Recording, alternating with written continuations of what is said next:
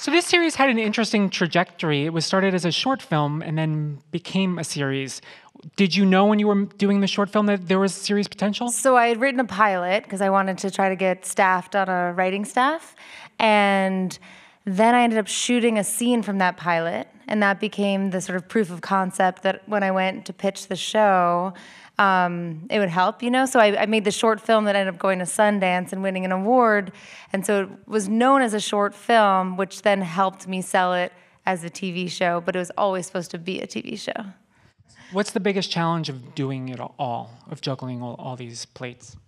I mean, I'd say like making sure that like right now we're in the middle of writing season 2 and prepping to move to Boston. So just making sure it's really time management, you know, that I'm like have the time to write and prep and hire everyone. It's, you know, just there's a lot of moving targets, but I also have like a giant team of people who are incredible, who are all like as committed to this show as I am. I love directing. That's where I feel like the flow state athletes talk about. That's where I feel like all the anxiety goes away when I'm like right in the moment. The show is semi-autobiographical. Yes. What is the biggest difference between you and Bridget? I mean, as I said, like Bridget has to be the butt of the joke in order for us to explore certain issues and topics that we want to in each episode. So we get to make fun of her maybe more than I would make fun of myself or want other people to make fun of me. You know? But then also, like, she's struggling with so many issues, and she's, like, I feel like maybe at one point I had struggled to a degree like she does, but we really push her even further. I mean, hopefully, like, my life is a little bit more together than Bridget's. And what is it like having Rosie O'Donnell be your mom, play your mom?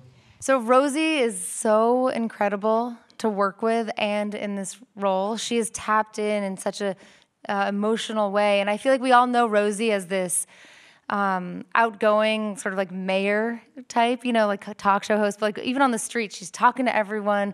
Everyone's her best friend. And then when she plays Tutu, she gets quiet. She's playing a character with bipolar illness, mental illness, and so she has days in an episode where she doesn't get out of bed, right? And we get to see what that's like.